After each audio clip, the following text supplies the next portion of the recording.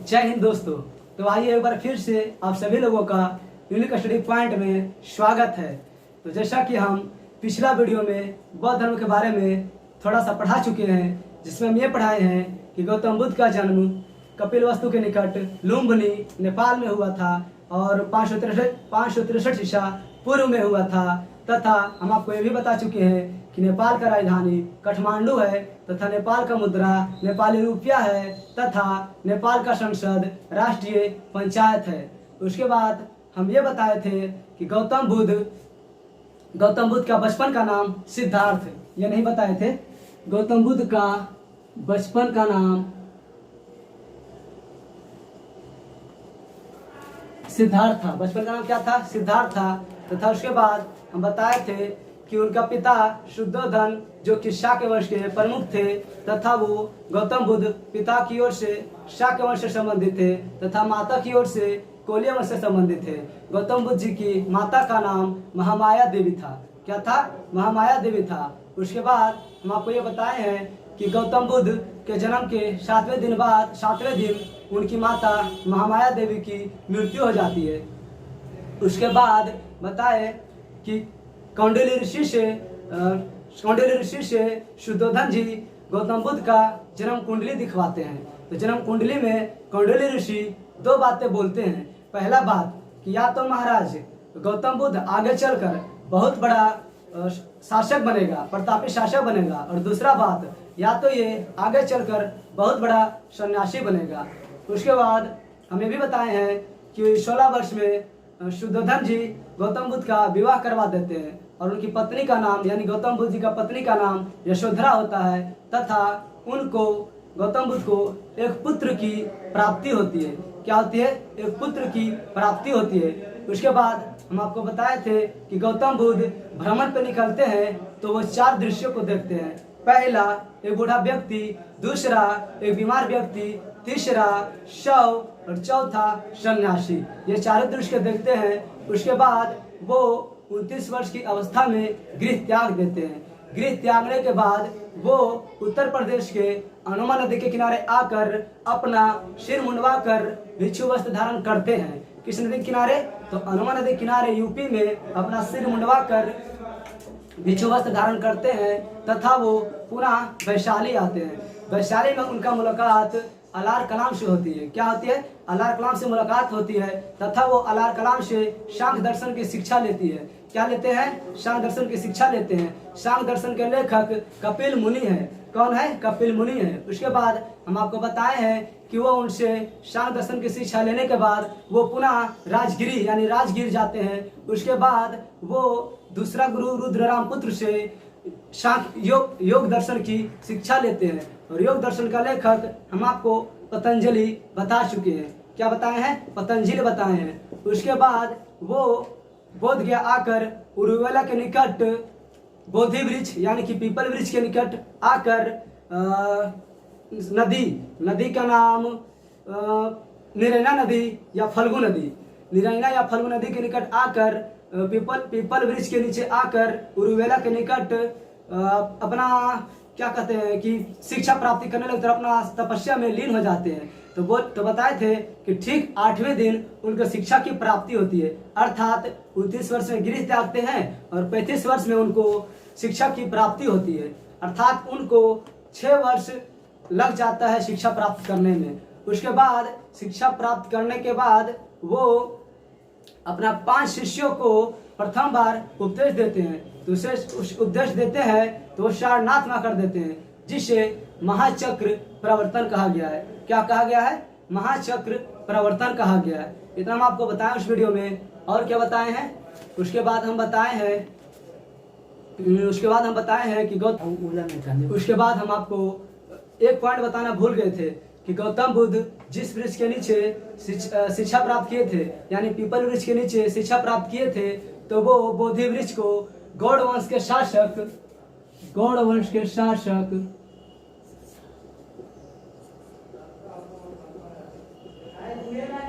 शशांक मनोहर ने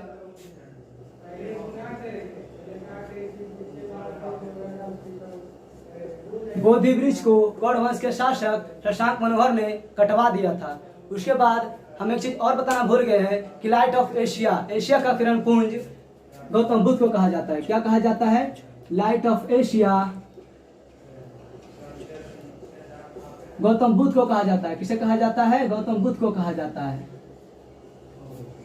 उसके बाद हम आपको बता दें कि गौतम बुद्ध के चाचा का नाम दुर्योधन था। क्या था? चाचा जी का नाम दुर्योधन था। दुर्योधन था तथा चाची का नाम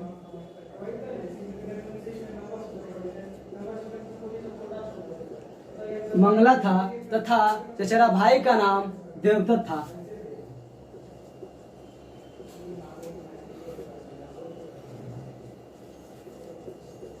आपको हम बता चुके हैं कि उनका प्रथम गुरु का नाम अलार कलाम था तथा दूसरे गुरु का नाम रुद्ररामपुत्र था। उसके बाद हम आपको बता चुके हैं गृह त्यागने के बाद उनका घोड़ा का नाम कंथक था तथा सारथी का नाम चन्ना था। उसके बाद उनका बचपन का नाम सिद्धार्थ था, हम बता चुके हैं।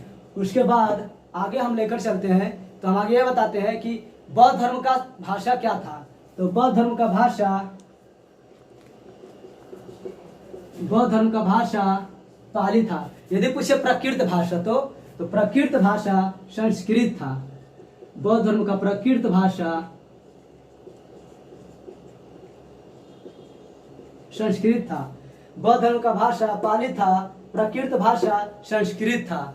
उसके बाद हम आपको बताते हैं कि बौद्ध धर्म में जो बौद्ध धर्म ग्रहण करता था उसे क्या कहा जाता था। तो बौद्ध धर्म में जो कुंवारा लड़का या लड़की बौद्ध धर्म ग्रहण करता था उसे क्या कहा जाता था। तो कुंवारा पुरुष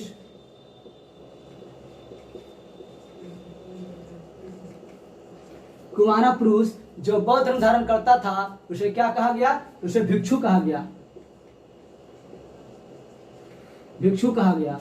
कुंवारी महिला जो बौद्ध धर्म ग्रहण करती थी उसे क्या कहा गया? भिक्षुनी कहा गया।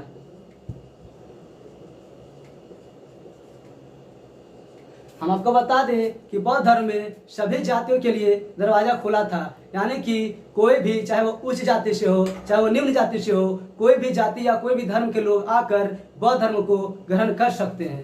तो उसके बाद हम आपको बता दें कि शादीशुदा पुरुष को बौद्ध धर्म जो ग्रहण करते थे उसे क्या कहते थे।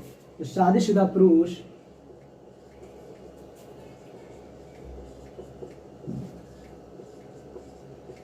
उसे उपासक कहा जाता था। क्या कहा जाता था? उपासक कहा जाता था। और यदि पूछे कि शादीशुदा महिला जो बौद्ध धर्म ग्रहण करती थी उसे क्या कहा जाता था, तो उसे उपासिका कहा जाता था। क्या कहा जाता था?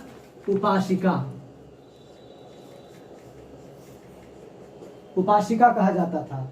कुंवारा पुरुष जो बौद्ध धर्म ग्रहण करता था उसे भिक्षु कहा गया, और कुंवारी महिला जो बौद्ध धर्म ग्रहण करती थी उसे भिक्षुणी कहा गया। उसके बाद जो शादीशुदा पुरुष बौद्ध धर्म ग्रहण करते थे उसे उपासक कहा गया, और जो बौद्ध धर्म में शादीशुदा महिला बौद्ध धर्म ग्रहण करती थी उसे उपासिका कहा गया। और उसके बाद बौद्ध धर्म का 3 रत्न है।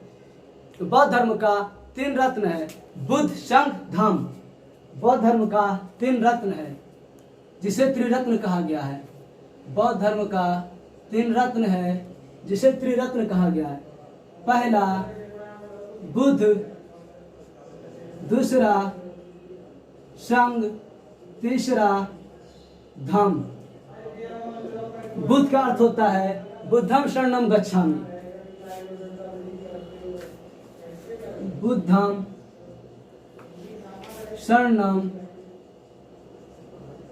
गच्छामि। संघ का अर्थ है संघम शरणम गच्छामि। संघम शरणम गच्छामि। उसके बाद धम्म का अर्थ है धर्मम शमम गच्छामि।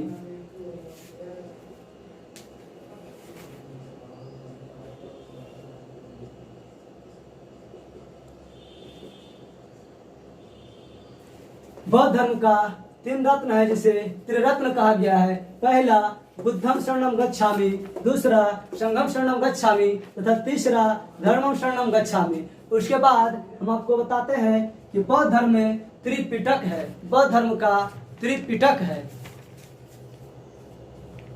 बौद्ध धर्म में त्रिपिटक है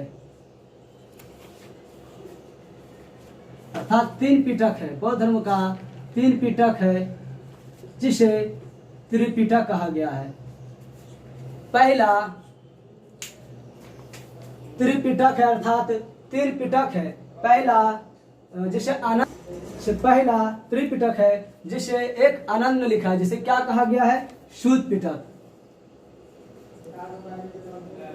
शुद्ध पिटक जिसे आनंद ने लिखा है। किसने लिखा है? आनंद ने लिखा है तथा इसे इंक्लोपीडिया कहा गया है। क्या कहा गया है? इसे इंक्लोपीडिया कहा गया है। पहला शुद्ध पिटक जिसे आनंद ने लिखा तथा इसे इंक्लोपीडिया कहा गया है। दूसरा विनय पिटक, दूसरा विनय पिटक जिसे उपाली ने लिखा है। हम आपको पिछला वीडियो में बता चुके हैं कि आनंद और उपाली गौतम बुद्ध जी का दो प्रिय शिष्य थे और आनंद के कहने पर ही वैशाली में जो बौद्ध धर्म का जो सभा लगा था उसमें गौतम बुद्ध की मौसी यानी प्रजापति गौतमी को शामिल किया गया था। प्रथम महिला वही थे शामिल होने वाली। तो दूसरा विनय पिटक जिसका रचयिता उपाली है। तीसरा शुद्ध पिटक, विनय पिटक, अभिधम पिटक। अभिधम पिटक, अभिधम पिटक का रचयिता मोगलीपुत्र तीस है। कौन है?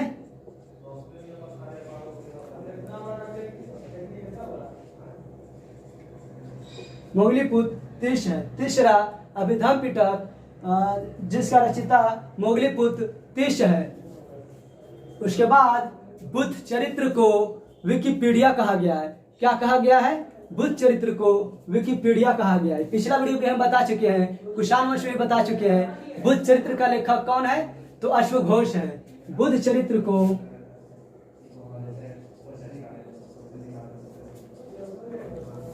विकिपीडिया कहा गया है। क्या कहा गया है? जिसे कौन लिखा? जिसे अश्वघोष ने लिखा।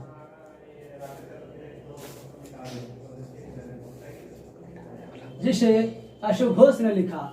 उसके बाद हम आपको बताए थे कि बौद्ध धर्म के ग्रंथ को महाविभाष्य ग्रंथ कहा जाता है, यानी कि बौद्ध धर्म के विश्वकोश ग्रंथ को महाविभाष्य ग्रंथ कहा जाता है। क्या कहा जाता है? बौद्ध धर्म के विश्वकोश ग्रंथ को महाविभाष्य ग्रंथ कहा जाता है।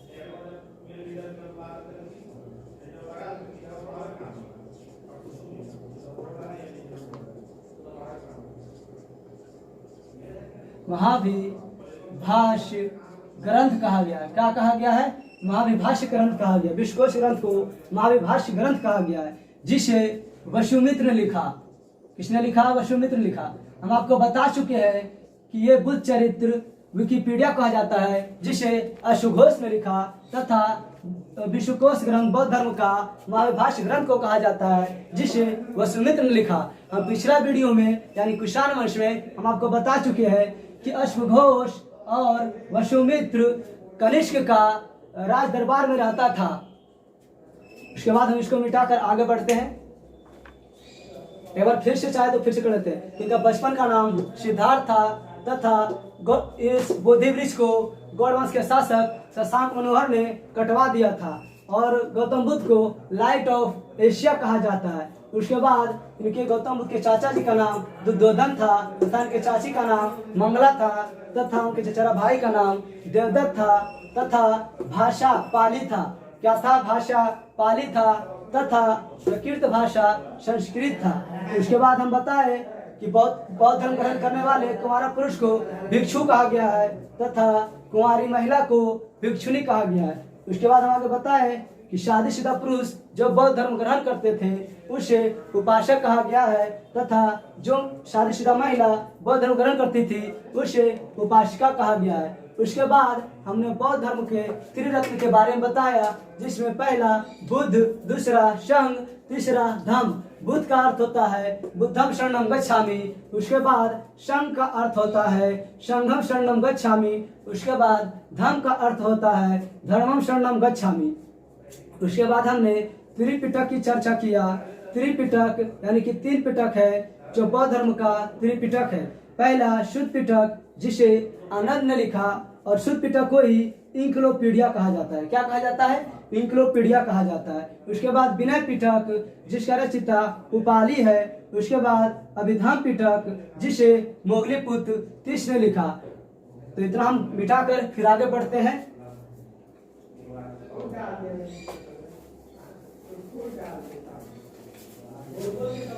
एक भी प्रश्न नहीं छूटेगा दोस्तों, जितना हो सकेगा उससे कहीं अधिक देने की कोशिश करेंगे दोस्तों। हर एक एग्जाम में आने वाले एग्जाम महत्वपूर्ण घोषित होगा दोस्तों।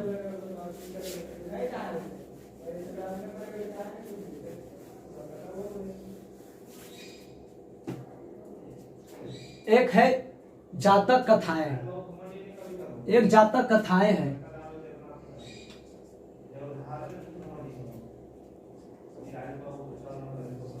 जातक कथाएं,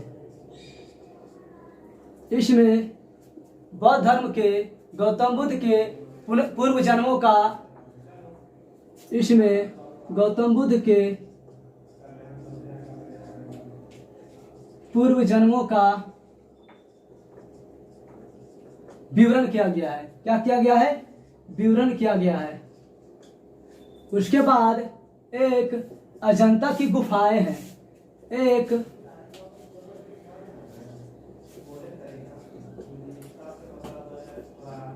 अजंता की गुफाएं हैं। अजंता की गुफाएं पहले है कहाँ? तो अजंता की गुफाएं औरंगाबाद महाराष्ट्र में। कहाँ है? औरंगाबाद महाराष्ट्र में। अजंता की कथा है बौद्ध धर्म संबंधित है, तथा इसमें गौतम बुद्ध के पूर्व जन्मों का विवरण किया गया है, तथा एक अजंता की गुफाएं हैं जिसमें बौद्ध धर्म के गौतम बुद्ध के बारे में पूर्व जन्मों का चित्रांकित किया गया है। क्या किया गया है? चित्रांकित किया गया है। उसके बाद हम आगे बोले तो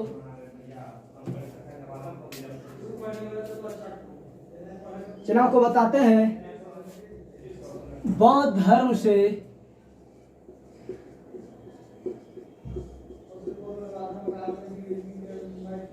संबंधित ग्रंथ। पहला हो गया ललित विस्तार, दूसरा महावंश, तीसरा दीपवंश, चौथा वज्रयान,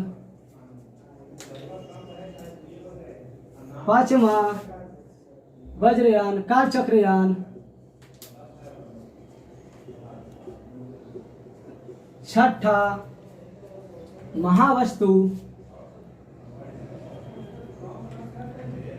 पहला ललित विस्तार, महावंश, उसके बाद दीपवंश, वज्रयान, कालचक्रयान, महावस्तु। उसके बाद अंगुत्तर निकाय, उसके बाद दीर्घ निकाय, उसके बाद क्षुद्र निकाय, उसके बाद मिलिनपन हो। चलिए देखिए बौद्ध धर्म से संबंधित ग्रंथ। बौद्ध धर्म से कितने संबंधित ग्रंथ है वो हम आपको बता रहे हैं। बौद्ध संबंधित ग्रंथ ललित विस्तार, महावंश, दीपवंश, वज्रयान, कालचक्रयान, महावस्तु, अंगुत्तर निकाय, दीर्घ निकाय, क्षुद्र निकाय, मिलिनपन हो, ये सब बौद्ध धर्म से संबंधित ग्रंथ है। एक और ले लीजिए जैसे कि विशुद्धगामी, ये भी बौद्ध धर्म से, विशुद्धगामी ये भी बौद्ध धर्म से संबंधित ग्रंथ है। ये सभी क्या है? बौद्ध धर्म से संबंधित ग्रंथ है। अब आप जैसे कि अब आगे देखते हैं, गौतम बुद्ध के बारे में संबंधित प्रतीक चिन्ह, गौतम बुद्ध के बारे में संबंधित प्रतीक चिन्ह, जैसे कि जन्म नहीं, पहले गर्भ लिखिए, गर्भ में आने पर, दूसरा जन्म लेने पर, तीसरा जवानी में, चौथा घर में आने पर, जन्म लेने पर, जवानी में, उसके बाद आगे विकास यानी समृद्धि के प्रतीक,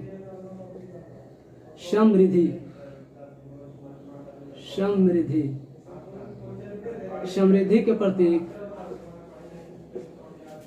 घर में आने पर, जन्म लेने पर, जवानी में, समृद्धि के प्रतीक, गृह त्याग,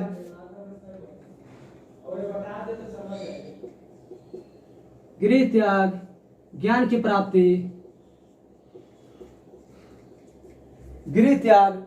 की प्राप्ति, उसके बाद मृत्यु, क्या हो गया? मृत्यु। घर में आने पर क्या चीज का प्रतीक मिलता है? तो घर में आने पर हाथी, ने कहा गया। जन्म लेने पर इन्हें कमल कहा गया। क्या कहा गया? कमल कहा गया। जवानी में इन्हें सांड, क्या कहा गया? सांड कहा गया। सांड यौवन यानी जवानी में। समृद्धि के प्रतीक सिंह, शेर कहा गया। समृद्धि के प्रतीक सिंह, शेर कहा गया।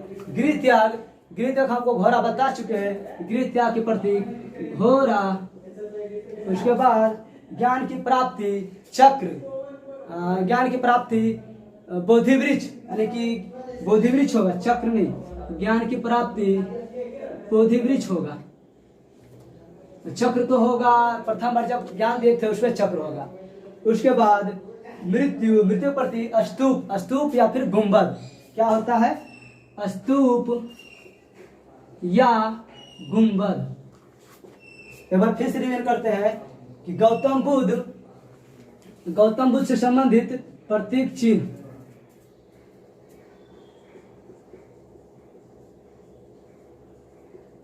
गौतम बुद्ध से संबंधित प्रतीक चिन्ह देखिए।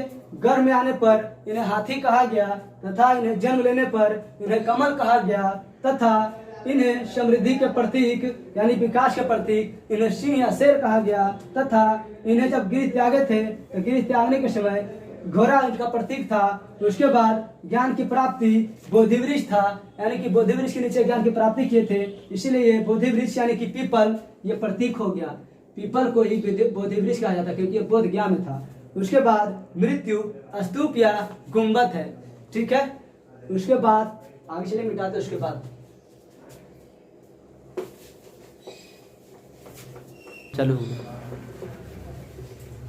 चलिए दोस्तों पहले मिटाते हैं, उसके बाद फिर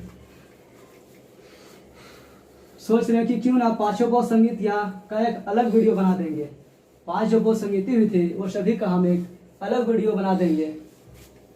चलिए हम पढ़ा चुके हैं प्रतीक चिन्ह। उसके बाद हम बताने वाले हैं कि गौतम बुद्ध को बौद्ध धर्म में यानी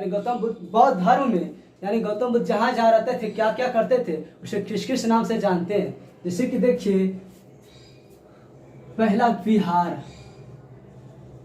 विहार, दूसरा चैत्य, तीसरा मठ। विहार, चैत्य और मठ। पहला विहार, दूसरा चैत्य और तीसरा मठ। विहार कहा गया है जहाँ बौद्ध भिक्षु आवास करते थे उसे विहार कहा गया, यानी कि जहाँ वो रहते थे उसे विहार कहा गया। अचैत्य पूजा स्थल या फिर धर्म स्थल को चैत्य कहा गया है। उसके बाद मठ जहाँ पर शिक्षा ग्रहण करते थे शिक्षा केंद्र को मठ कहा गया है। उसके बाद स्तूप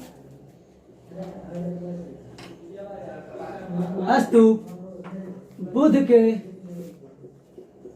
मृत्यु से संबंधित है। विहार बौद्ध भिक्षुओं के आवास को कहते हैं।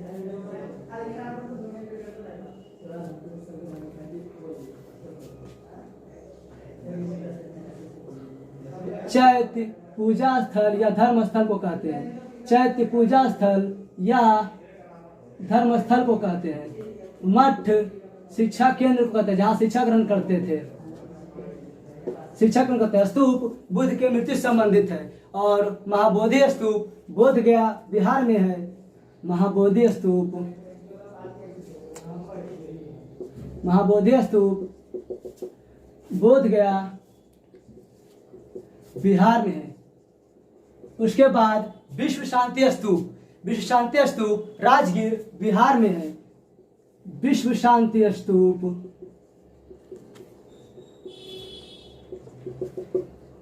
राजगीर बिहार में है। राजगीर कहाँ पड़ता है? बिहार में पड़ता है। विश्व शांति स्तूप 80 फीट ऊंचा जापान के सहयोग से बनाया गया था। कितना फीट ऊंचा? 80 फीट ऊंचा जापान के सहयोग से बनाया गया था।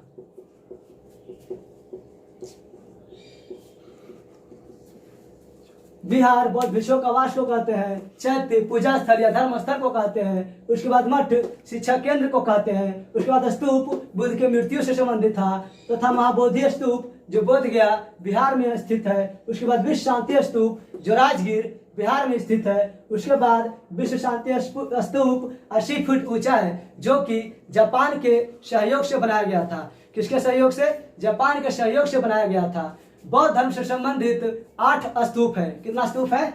8 स्तूप है।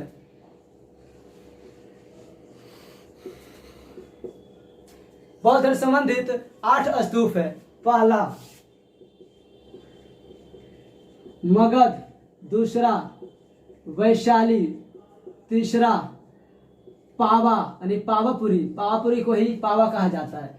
चौथा कपिलवस्तु, चौथा कपिलवस्तु। पांचवा रामग्राम, पांचवा रामग्राम। छठा कुशीनगर, छठा कुशीनगर। मगध, वैशाली, पावापुरी, कपिलवस्तु, रामग्राम, कुशीनगर, बेतद्वीप, अल्लप। क्या कहा गया है? अल्लप, बेतद्वीप। ये गौतम बुद्ध संबंधित बौद्ध धर्म से संबंधित 8 स्तूप है। किससे संबंधित है? बौद्ध धर्म से संबंधित है। ठीक है। कौन कौन है? मगध है, वैशाली है, पावापुरी में है, कपिलवस्तु में है, रामग्राम में है, कुशीनगर में है, अल्लप है और बेतद्वीप है। ये 8 स्तूप है बौद्ध धर्म संबंधित। उसके बाद गौतम बुद्ध जी पंचशील दिए थे जो कि गृहस्थ जीवन से संबंधित था तथा बौद्ध भिक्षुओं के लिए 10 शील दिए थे। तो 10 शील के बारे में हम बताते हैं। गौतम बुद्ध भिक्षुओं के लिए 10 शील दिए थे। किसके लिए? भिक्षुओं के लिए 10 शील दिए। कितना शील दिए? 10 शील। तथा गृहस्थ जीवन के लिए कितने शील दिए? 5 शील। 10 शील क्या क्या दिए? पहला असत्य ना बोलना, पहला असत्य ना बोलना। दूसरा हिंसा ना करना। तीसरा चोरी ना करना। असत्य ना बोलना, हिंसा ना करना, चोरी ना करना। चौथा पराये धन को ना रखना।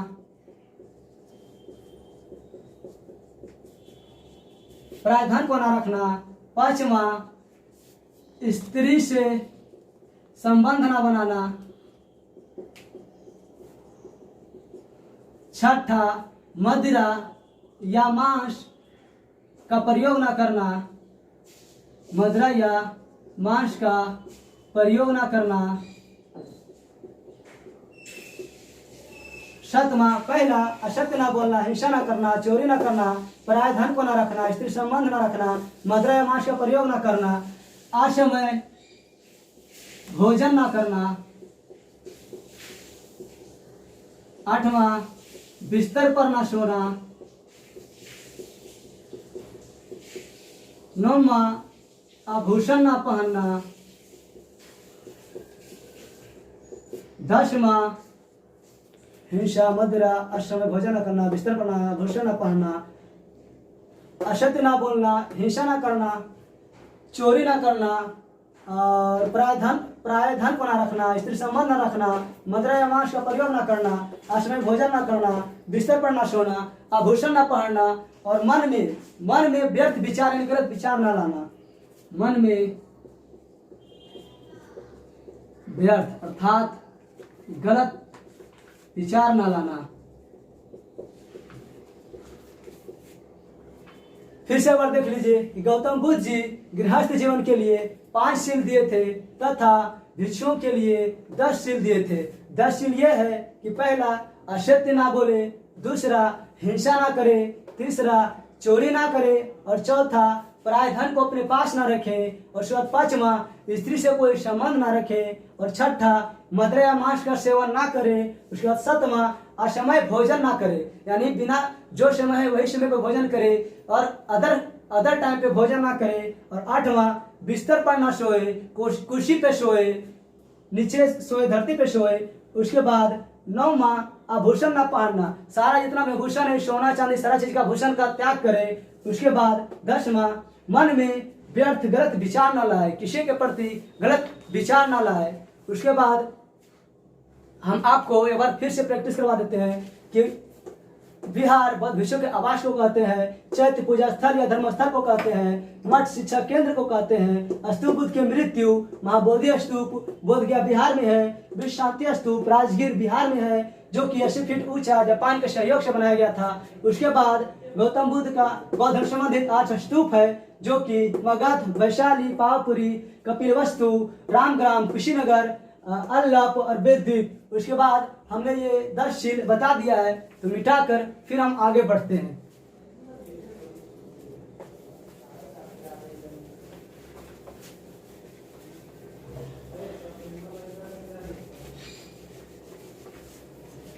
चलिए हम आगे चलते हैं। उसके बाद मिटाने के बाद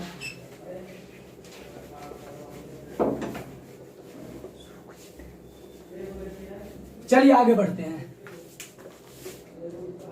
उसके बाद आगे क्या हम सोच रहे हैं कि क्यों ना हम जो बौद्ध संगीतियां हैं, हम 5 बौद्ध संगीति को अगला वीडियो में डाल दें 5 बौद्ध संगीतियों को। तो चलिए हम यहाँ पर देखते हैं गौतम बुद्ध की मृत्यु के बारे में। जो 5 बौद्ध संगीतियां है वो अगला वीडियो में डाल देंगे क्योंकि ज्यादा बड़ा वीडियो हो जाएगा। तो चलिए पहले बुद्ध की मृत्यु के बारे में बता देते हैं, गौतम बुद्ध की मृत्यु कैसे हुआ। चलिए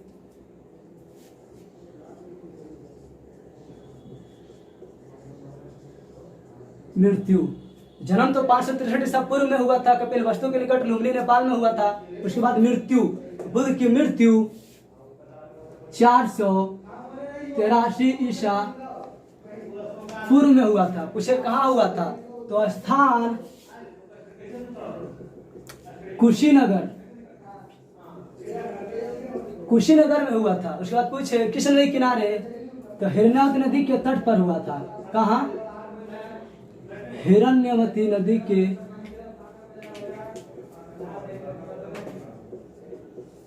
तट पर हुआ था। क्या हुआ था, हिरण्यवती नदी के तट पर। अगर पूछे, हम आपको बता चुके हैं कि कुशीनगर यूपी में, कहाँ है, यूपी में है कुशीनगर। उसके बाद नदी हिरण्यवती नदी के तट पर। पूछे कैसे हुआ उनका मृत्यु, तो उनका मृत्यु एक चंदू नाम का एक व्यक्ति था जो कि गौतम बुद्ध जी को शुअर का मांस खिला दिया था। उसी कारण उनको अतिसार रोग हो गया तथा उनका मृत्यु हो गया।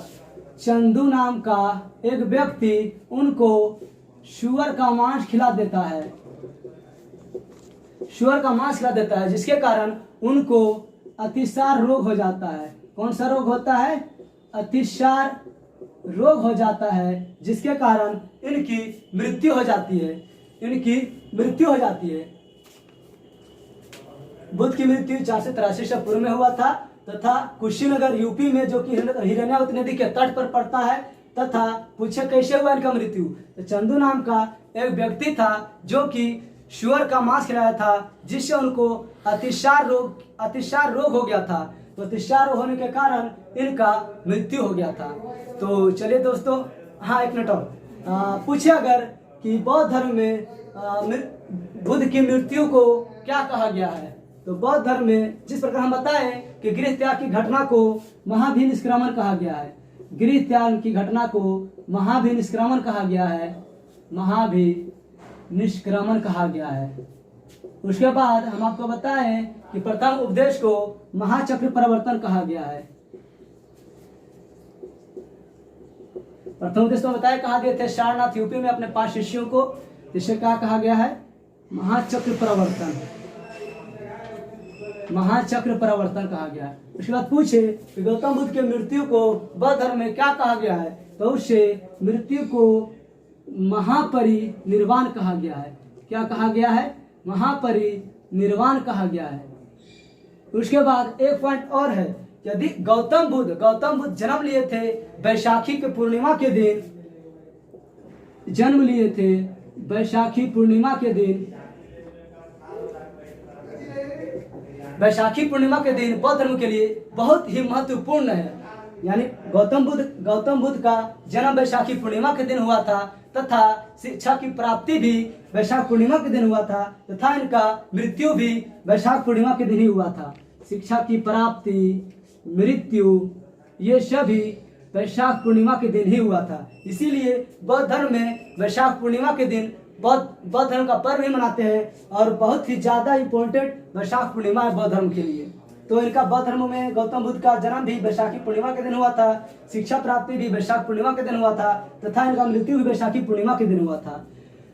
चलिए दोस्तों, इतना आपको करा चुके हैं और अगला जो 5 संगीतियां हैं वो सभी को हम अगला वीडियो में लेकर चलेंगे। दोस्तों, अगर आपको वीडियो अच्छा लगा हो तो चैनल को सब्सक्राइब कर दीजिएगा तथा वीडियो अच्छा लगा हो तो लाइक कर दीजिएगा और कमेंट करके बताइएगा कि आपको कैसा लगा ये वीडियो और आगे हम कौन सा वीडियो लाए और आपको क्या इसमें छूटा है, तो वो कमेंट करके बताएं तथा अगर वीडियो अच्छा लगा हो तो शेयर करना ना भूलें। धन्यवाद।